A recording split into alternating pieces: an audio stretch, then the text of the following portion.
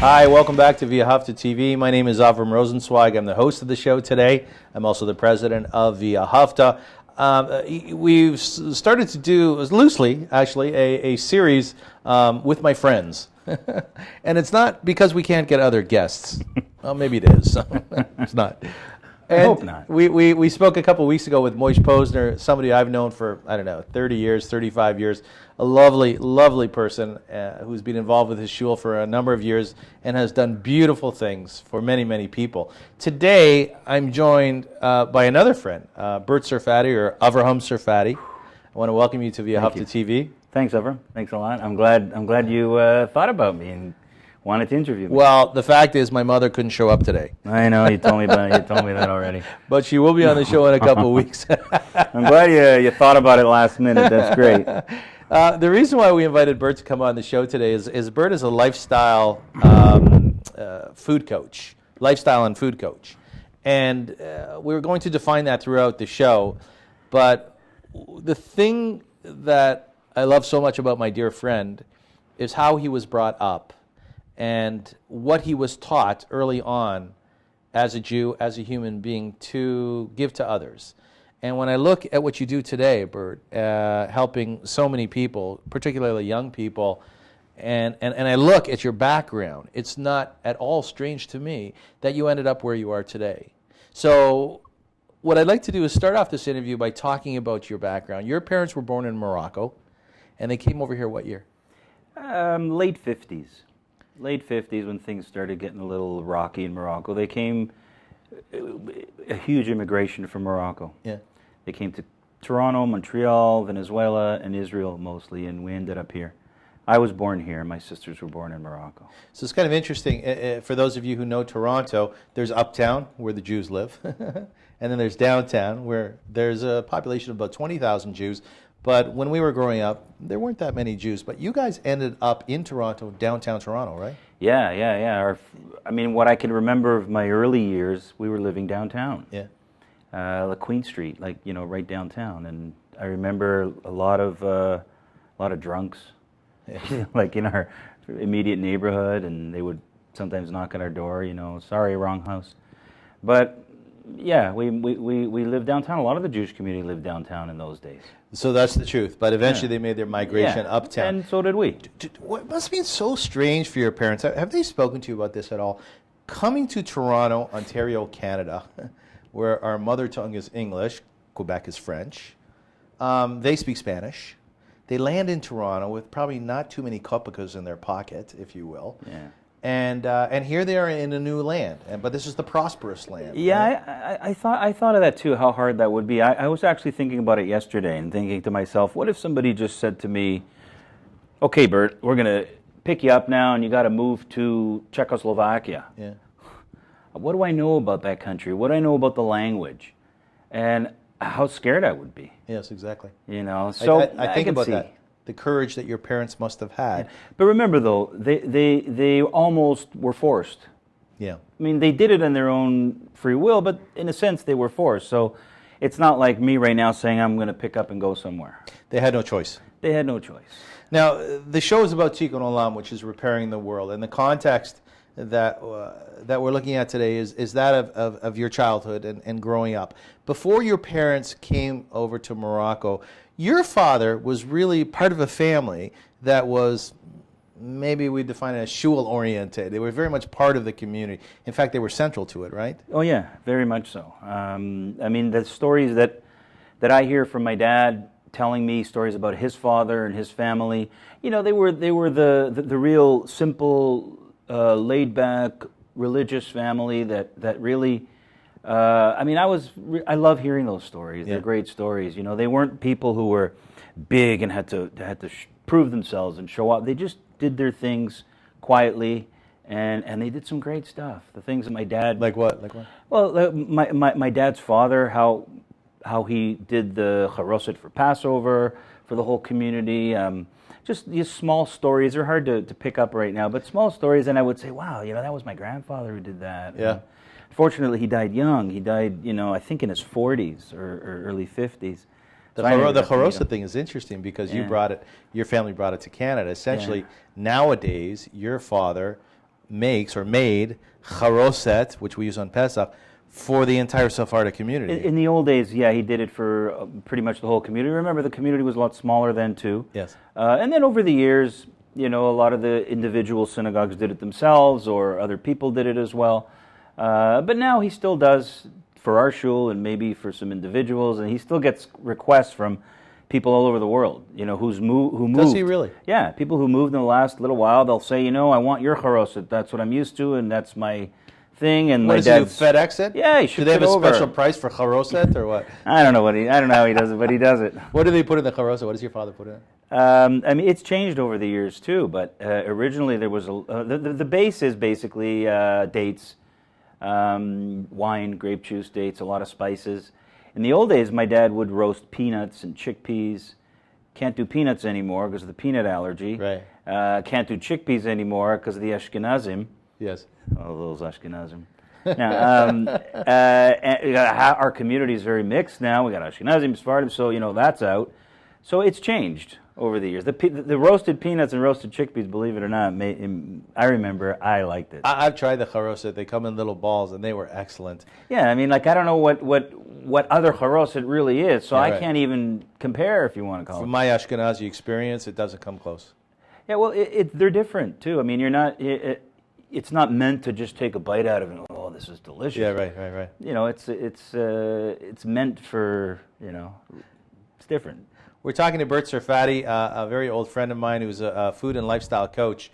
We're going to a break, but when we come back, we'll continue this discussion about Tikkun Olam and really what it was like growing up in Toronto as a brand new immigrant, and then turning that into something very special later on in life when you actually ran an organization here called the Sephardic Youth Alliance. So we'll get to that in a few minutes, and we would ask you to stay with us. You're watching V'Ahavta TV, taking you into the world of empathy.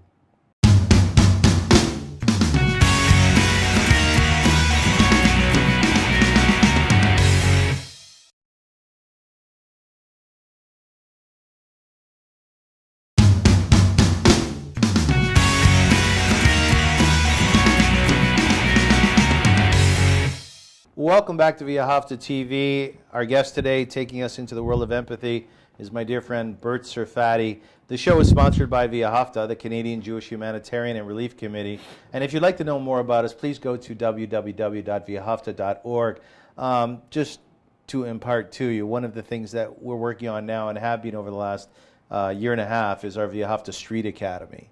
And it's a school for the homeless and the near homeless. I've been out on the street peddling it, asking donors to contribute to it.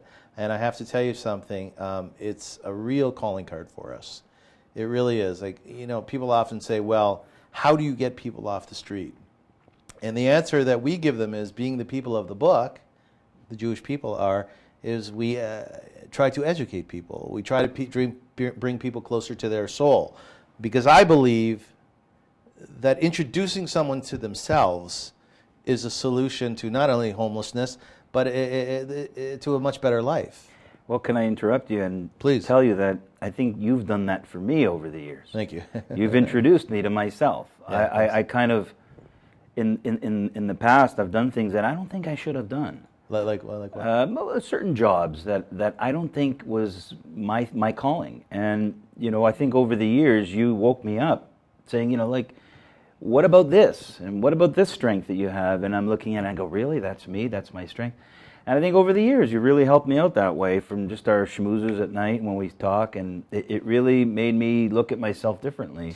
So it's very interesting because all of you who are watching today know that friends are individuals who happen to be in your life for one reason or another.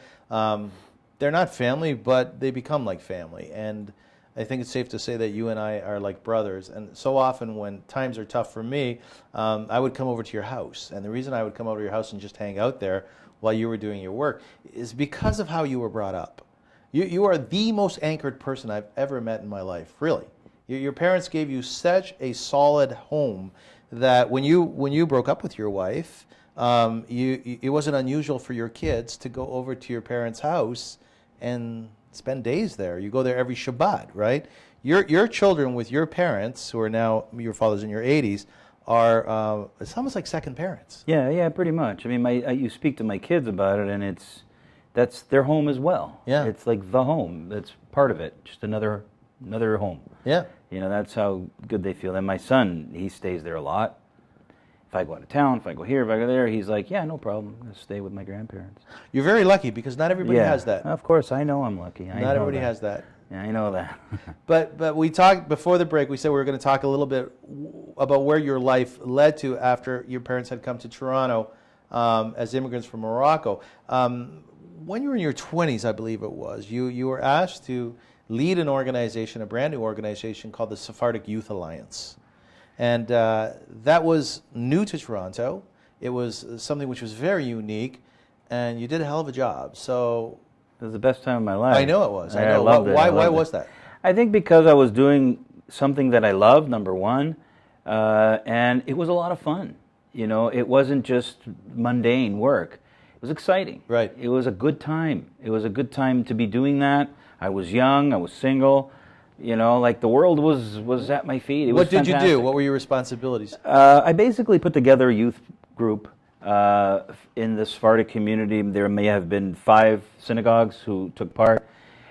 Each of our synagogues were too small to have its own major youth program, so we figured, well, let's put it all together and have one youth program. And it worked. And, you know, I had an office at the JCC. I was working under a certain program, and we got funding from this and there. It was just amazing how it was put together. Unfortunately, 2 years later, we had to stop what we were doing because the JCC had a little financial problems. Challenges.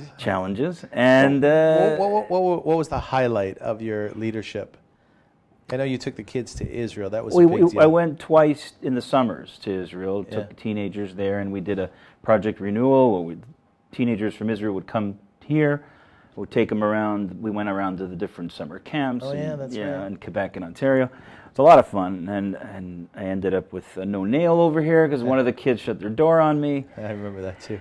So, you know, I'm driving like this, and it was an interesting time, but the kids we went to Israel, those same kids that we hung out with in Israel, they came here. So the bond that was created with the kids was fantastic. It's interesting because nowadays when I meet those kids who are now in their 30s or even late 30s, they'll talk about you, they'll speak about you. I think really you were one of their greatest leaders in the Sephardic community, or any community for that matter.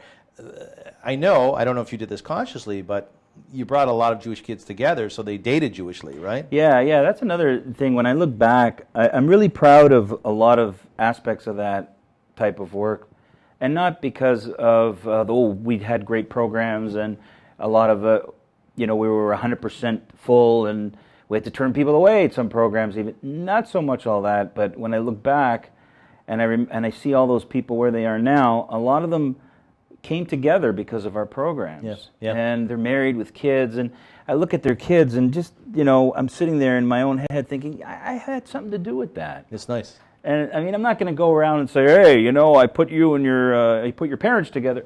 I'm not interested in that. That's just in my own little world. I'll look at that and I'll say, that's so great that I was able to do that, or was able to have something to do with it. We're talking to Burt Serfaty, who's a lifestyle and food coach. I think I wrote an article a few years ago about your father. I call him the Chacham at Shepherd and Bathurst, which is an intersection here in Toronto, in the northern part of the city. And I think it's safe to say, in the case of your family, that the apple does not fall far from the tree at all. I know you don't want me to call you a Chacham, which in the Sephardic world is whoa, that's right up the top. Yeah, it's pretty serious. That's pretty serious stuff. But I do know that because of what you're doing nowadays to help other people, that maybe you're a Chacham Junior, And it's interesting, we'll talk about this when we come back from the break, is nobody assigns you the job of being a Chacham in the community. Your father's a Parnas at your shul, Tiferet. Nobody really, you grow into that position, which I think makes a lot of sense, doesn't it? Yeah, it does. I mean, and people almost make you into that position. Yeah, right. They'll say, well, who else are we going to do? So-and-so is going to do it because he's good at it. Well, what's his training? He had no training. Exactly. He just kind of went with it, and he's good at it. So stay with us. When we come back, we're going to introduce you to a new chapter of Burt's life, which was actually last summer, where you went to Michigan, which is the United States, folks. Is that where it is? Yes, to the Creative Health Institute. an incredible organization teaching people really about alternative lifestyles. So stay with us. You're watching Viahavta TV, and we are taking you into the world of empathy with Burt Serfaty.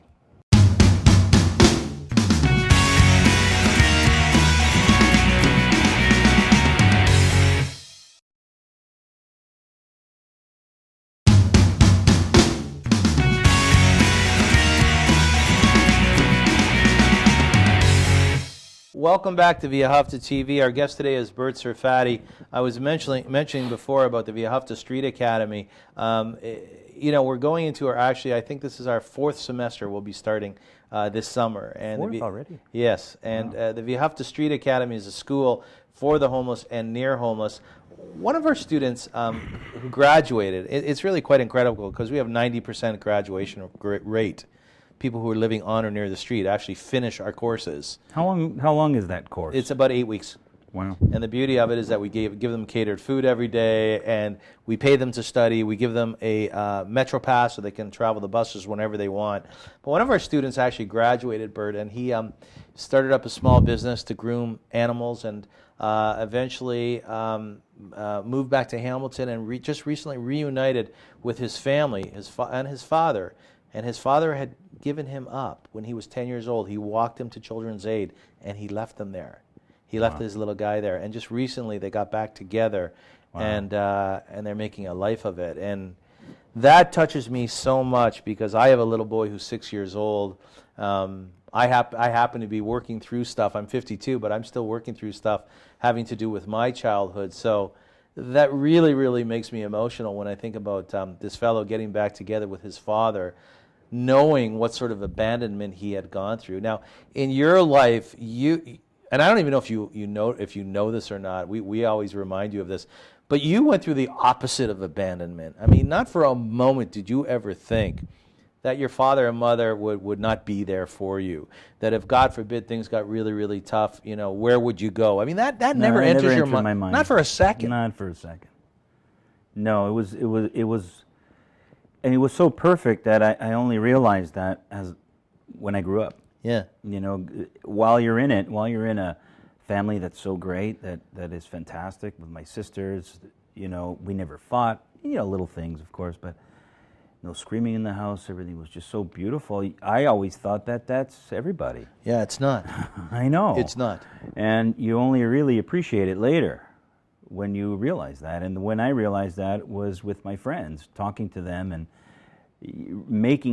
saying, hey, realize what you got. And I do. You really do. I know you do. Now I do. I mean, I never did to the point, but now that I'm 49 and I'm more wiser about what's going on in the world, and I see what's going on, and I see some people with even friends of my kids, what kind of families they grow up in and the hardship. I just thank God all the time. It's interesting because you're mentoring a kid right now, part of your coaching. Mm-hmm.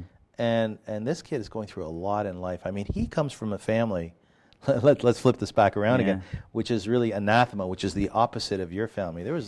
They yell at him, they scream at him. I mean, there's no support there really to speak of, is there? No, there's limited. I mean, there is support when their situation is better. Yeah. But when their situation goes bad, it's very difficult for them to deal with their son. Is it shocking to you to see a young man like that, coming from a home like that, knowing where you've come from? It is. I mean, I know what the world's all about, and it still shocks me because I see it out there. I'll see it on TV, I'll see it in a movie, I'll see it from a story, I'll hear it from a story. But when I actually see it and touch it, and I'm dealing with somebody who's lived it, that shocks me, and it scares me almost. It's like, I'm glad that never happened to me, or, I can never let it happen to my kid, or whatever. But it hurts me to the point where I look at it and I say, there's a lot of these kids out there. A lot. And there's a lot more than I know. And, sometimes I say, I don't want to know. Yeah.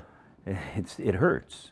But I find when we speak about this young man, you have a strategy in your mind, you have goals, you have objectives, and you're so focused in terms of what you want to accomplish with him, or more so for him, right?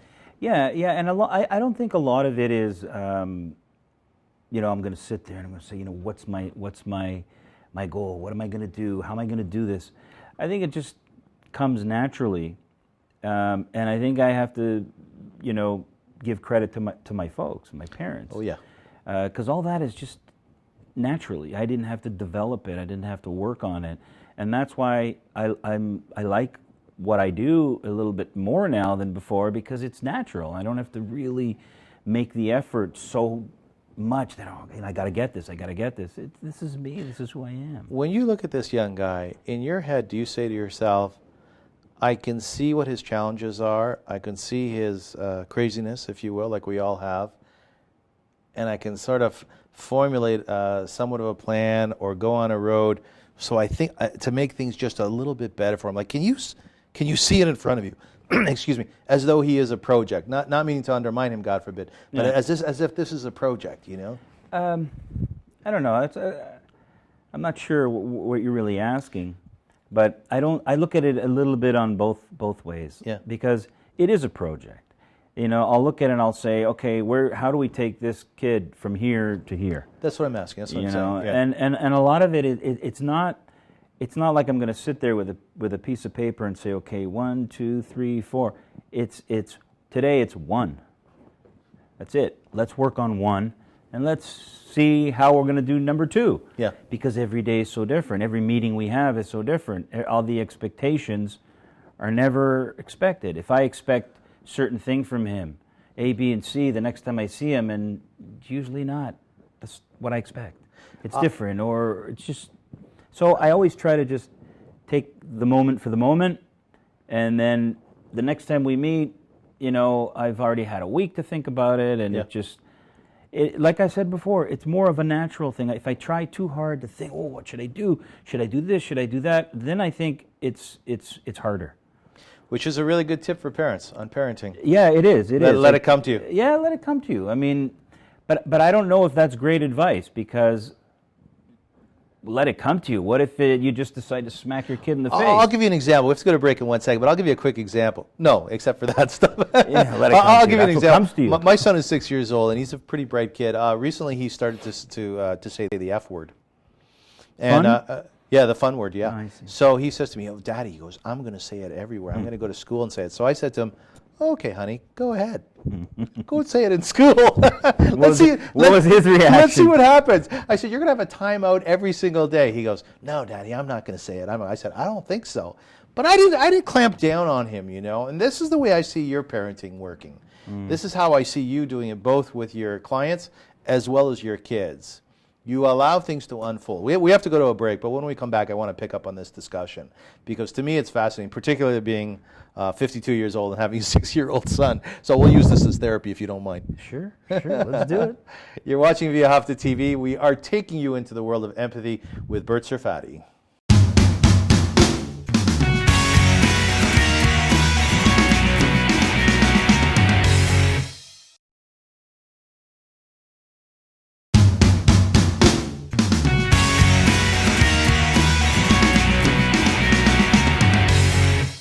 Welcome back to Via Hafta TV. I would ask you, when you have a chance, to take a look at Via Hafta and our work, once again, at viahafta.org. We've been around for 16 years, and our mission statement really is to encourage as many Jews, as many people as possible, to play a role in Tikkun Olam. So we educate individuals on what Tikkun Olam is all about, your ability to be kind and to be giving and to do Tikkun Olam, which is repairing the world, as well as offering programs both locally here in Toronto, Ontario, and Canada, and around the world. So we have visited dozens of countries really over the years, including Guyana, Zimbabwe, Haiti, Sri Lanka, Honduras, El Salvador. We work in Israel. It's really been quite a ride so far, and I'm very proud and I'm very happy to say that I think we've had an influence on the world, and certainly the world has influenced us.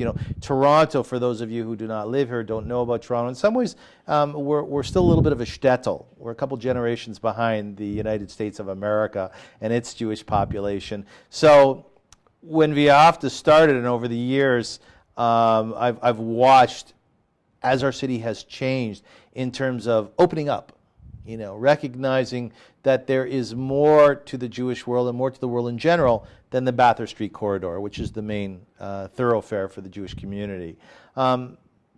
Today my guest is Burt Serfaty, who's a really dear friend of mine, and we were talking before the break about, if you will, natural parenting. Natural parenting. I give an example of my son, who's now cursing, 6 years old. And we were talking about one of your clients, who you're working with, who comes from a difficult house. But there's another client that I want to talk about, an individual who is very, very bright person, and probably is so bright that he has a bit of a challenge, a bit of a problem, sort of discerning and working things out in life, which I find that to be quite normal and natural. I've seen a lot of people who are just so intelligent and so thoughtful up in their heads, really, that day-to-day life is difficult. So what do you do with a client like that, Burt? When I was first approached to work with this person, I was like, really? How am I going to do this? What am I going to do with this? Like, I'm not qualified and this and that. And my friend who brought me this idea kept telling me, what are you talking about? This is you. If anybody, you could work with this guy. Yeah. Just be yourself. And when he told me that, I go, what do you mean be myself? So that means I don't have to try. I mean, I don't have to bring back this thing from 10 years ago when I went to school and I'm going to apply all these things. No, just be yourself, because you'll be able to help him. And I was really nervous, to tell you the truth. Yeah. Because this was a while back, and I really enjoyed it after a couple of times. I started feeling more and more comfortable after a couple of sessions and realizing, wow, I can actually really help this guy. Yeah. And I was shocked, because I never saw myself doing something like that. Yeah, that's fascinating when one day you're walking by a mirror and you actually see yourself in that mirror, isn't it? Yeah, it gave me great satisfaction, and I looked at myself and I said, wow, now I'm taking after my dad. Is that what you said? Yeah, because I never really could say that before. It's not like my dad had a business and I took it over, or my dad was a hockey player and I was a hockey player. Now I'm doing what my dad was good at, and what he was a natural at. Would you tell your father what you do? Do you tell him these things? Yeah, I mean, I don't go into really great detail, but I tell him. I mean, my dad's older now, so it's not like it's like we could just sit there and really hash it out. But I've thought of many times of really discussing it with my dad, just so I can get his take on it.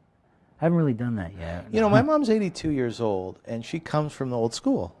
So there's limitations that I have, but sometimes I forget that not only does my mother have limitations, she also has tremendous wealth of knowledge. Oh yeah, think about it. 80 years of living, and 37 of which was as a Rebbitzin. Right. It's interesting. We talk about your father all the time in terms of his past and how it impacted upon you.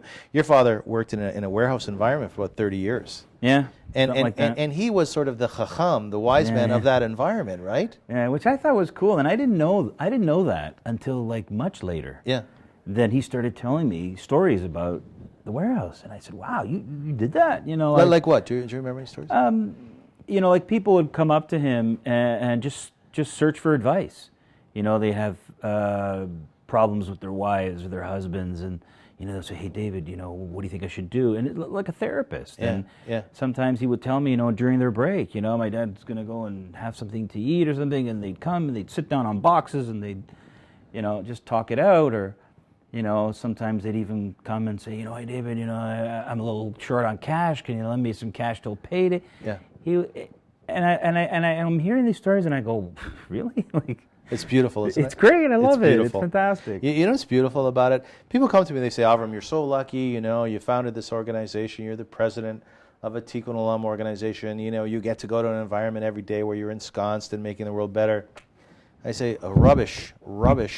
The truth of the matter is, if you work in a warehouse, or if you're a cop on the street, or if you work anywhere in the world, you bring yourself to it. And if you are one who was raised on Tikkun Olam, one who was raised on kindness and goodness, it doesn't matter where you work. You work in a warehouse for 30 years, you become the chacham of that place because you're a good person. Right. And he stood out. I imagine. And people loved him. They loved him. You really saw him as a gem. Well, he is a gem. Yeah, he is. We should forget about your definitely know him. mother. When I go over to your parents' place on Shabbat, I mean, she does not sit down, that woman. No, my mom is typical for everybody, not for her. Yeah. And she's been doing that for years. So she'd like to be in the background and not let anybody know that all what she's doing, what for? What does everybody have to know? Yeah. So sometimes she'll take that role in the back, but meanwhile, she's the driving force. Yeah, I know. I often hear you tell your mom, "Ma, sit down. Stop already." We all do. We get mad at her. Yeah, we don't need so much food, right? Right, but you know what? That's who she is. Yeah, that's who she is. And you really can't take that away from her. Correct. Folks, we're going to a break. When we come back, we're actually going to get to this part of the interview that I've been trying to get to and discuss last summer, where you were at the Creative Health Institute in Coldwater, Michigan, learning alternative modes and ways and means of nutrition and lifestyle, which you're now bringing to your clients. So please stay with us. We are speaking to Burt Serfaty, who is taking us into the world of empathy on Via Hafta TV.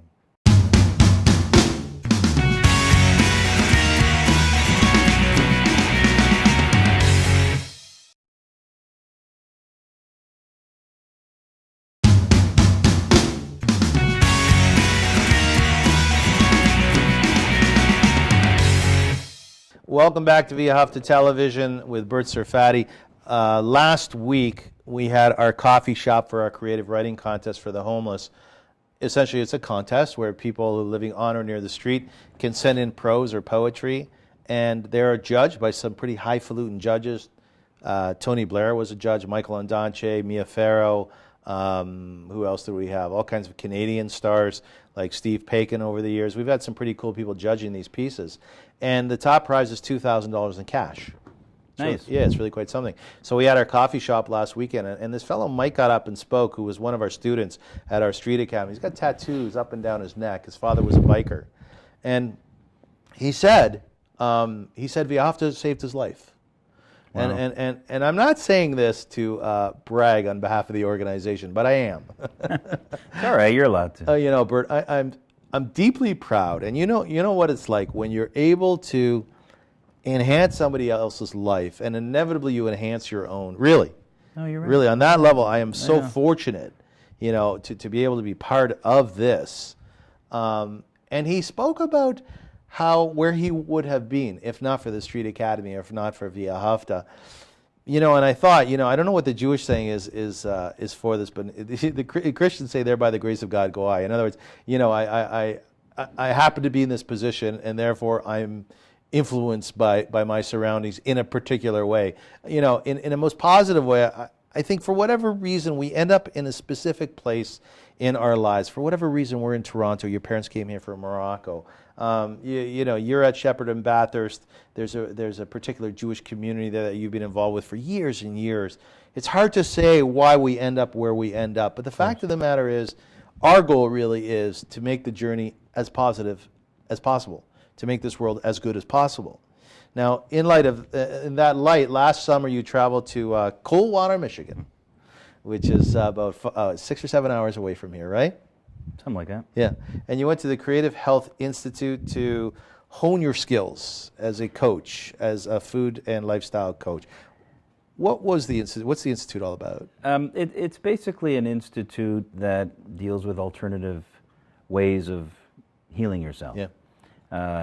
It's big on wheatgrass, big on growing your own sprouts, changing your diet, raw food. It's all raw food. Mm-hmm. So there was no meat there, no dairy products, no animal products, fruits, vegetables, seeds and nuts, maybe a couple grains. And a few enemas a day. Oh yeah, a few of those. Well, that's during the detox, but we won't get into that. But it was it was a really something that I was on the road to before I went there, and I thought, you know what, I really want to know this a little bit more because it's brand new. I tried to follow it. I saw results. Mm-hmm. I felt better, more energy, lost some weight, et cetera, et cetera. So I said, I got to go there. And I had the opportunity. It was very difficult. I thought, how am I going to get 3 months off? It worked out in the end. Yeah. And I think I'm a lot better for it. I mean, I learned quite a bit there. I met great people. And now I'm using it in a lot of what I'm doing now. So you show up there, and you see this fellow from Chicago. I think he was a preacher. Yeah, interesting. I think his name was Eddie. The first day I got there, I'm standing in front of the office, or I'm just walking around, and I see this class going on, and it was, they have little rebounders, and they were jumping up and down, and this guy is just wild. Yeah, singing and jumping, I have a dream. Clapping, and in my own head, I'm thinking, I wonder what this guy's here for. I mean, maybe he's an instructor or something, because he looks great. Yeah. I met him that day. We sat down. We spoke for a little while, and I heard a story about him, and I asked him, and I couldn't believe it. Just a short while before that, a few weeks before that, apparently they brought him in a wheelchair. Or they couldn't get him out of bed. So I saw some great things happen there. People turn around their lives. People who are in, maybe this is an incorrect statement, tell me, people who are in stage 4 cancer, stage 3 cancer? Many times. Stage 4?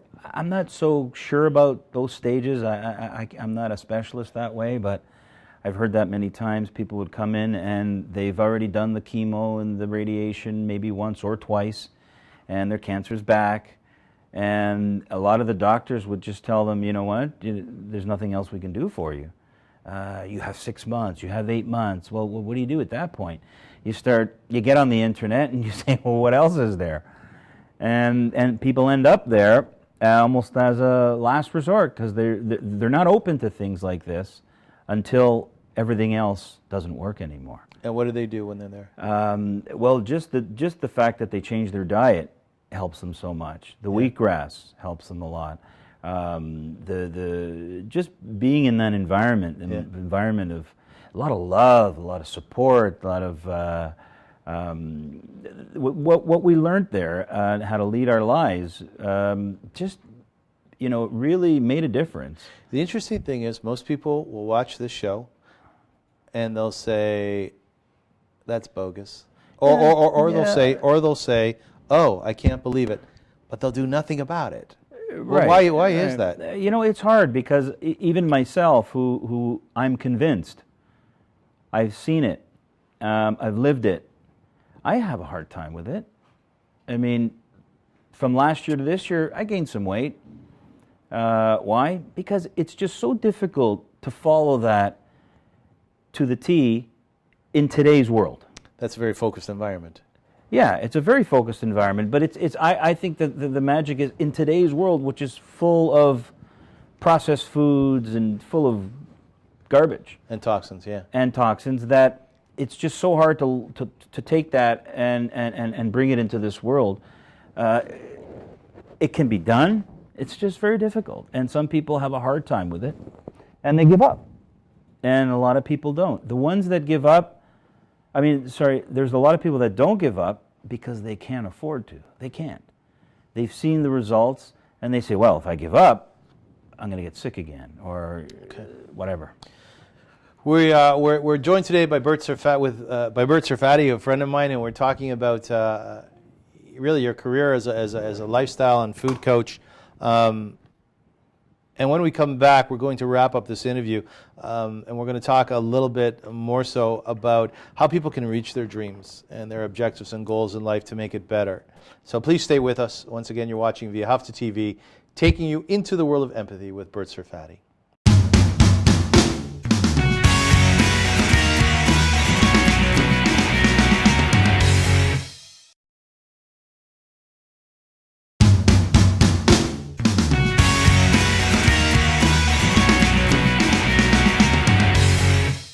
Welcome back to Via Hafta Television.